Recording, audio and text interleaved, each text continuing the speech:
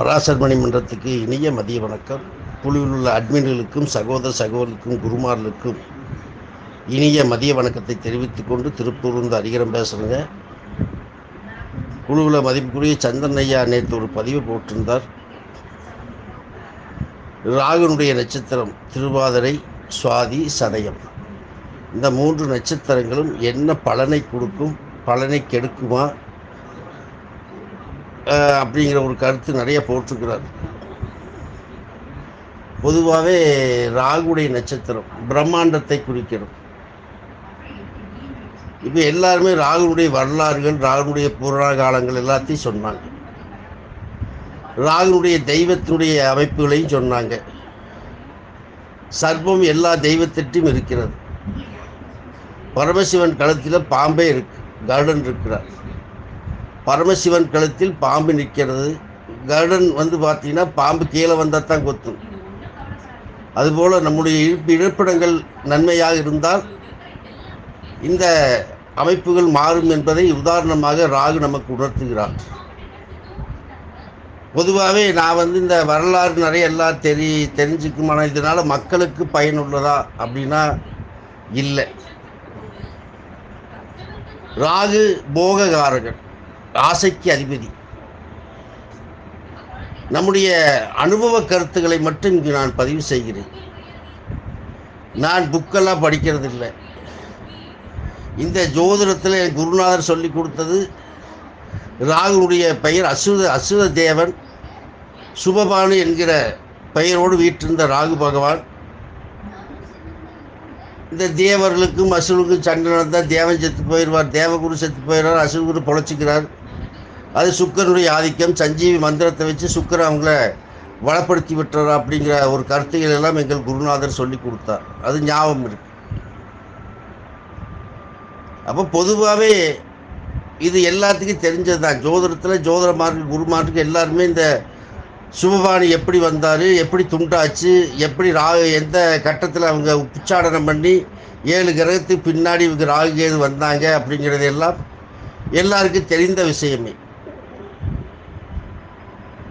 பொதுவாகவே அனுபவங்கள், நம்முடைய ஜாதகங்களில் நிறைய ஜாதகத்தை பார்க்குறோம். திருவாதிரை என்ன செய்யும்? சிவனுடைய ஆதிக்கம் நாம் சொல்கிறோம். ஒரு சந்திரன் திருவாதிரையுடைய நட்சத்திரத்தில் பிறந்தாச்சுன்னா அந்த குழந்தை பிறந்துடனே தகப்பனுக்கு நன்மை இல்லை. தகப்பன் இடம் விட்டு இடம் மாறிடுவார். அந்த குடும்பங்களில் அந்த திசா காலங்கள் ரொம்ப சிரமத்தை கொடுக்கும். உடல் ரீதியான வலிவேதனைகளை அனுபவிக்கக்கூடிய சம்பவம். எப்பவுமே சந்திரன் ராகுடைய நட்சத்திரத்தை வாங்கிட்டானா உடலில் அனுதினம் வலிவேதனையை அனுபவிக்கணும். அதே போல் அனுதினம் சில நேரங்களில் சுகபோகத்தையும் அனுபவிப்பான். ரெண்டுமே இருக்கும். அப்போ காலபுருஷ தத்துவத்துடைய காமராசி, இங்கே காற்று ராசி. இந்த 3மே காற்று ராசியில் தான் இருக்குது. ராகுடைய நட்சத்திரம் பிரம்மாண்டத்தை குறிக்கிறது. அப்போ மூச்சு காற்று எங்கே இருக்குது அப்படின்னா ராகுனுடைய நிலைப்பாட்டில் தான் நமக்கு இருக்கு. அந்த சில நேரங்களில் நம்முடைய மூச்சு காற்று விடும்போது உஸ் உஸ் அப்படிம்போம். இது என்ன காரணம்? பாம்புனுடைய நிலைப்பாடு. அப்போ பாம்பு மூலியமாக தான் நம்முடைய உடம்பே வருது இந்த பூமியில். அதான் குழந்தை பிறந்தோம்னா பாம்பு தோல் அங்கே நம்முடைய நர்ஸுங்க க்ளீன் பண்ணி கொடுப்பாங்க பாருங்க அந்த இது. அப்போ விந்தணுக்களுக்கு அதிபதி ராகு தான். அப்போ ராகுனுடைய பலம் இருந்தால் தான் குழந்தை கிடைக்கும் அப்படிங்கிறத அன்னைக்கே நிலைநாட்டிட்டாங்க. ஒரு ஜோதிடர் ஜாதக அனுபவங்களை பதிவு செய்யும் பொழுது மற்றவர்களுக்கு கருத்துக்களுக்கு இங்கே கிடைக்கும்.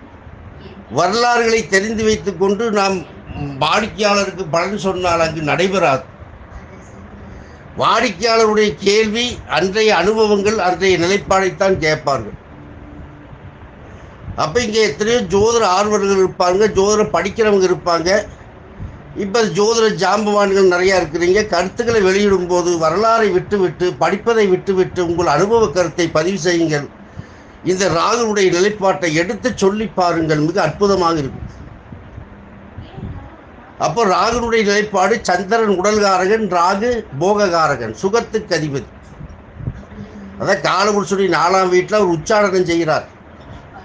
நாராயண மோகினி வேஷம் போட்டு வந்து 2 துண்டு பண்ணி 2ஆ பிரிக்கிறார். அதுக்கு நேர் 7ஆம் பாவமான காலபுருஷனை 10ஆம் வீட்டில் கேது உச்சாடனம் செய்கிறார்.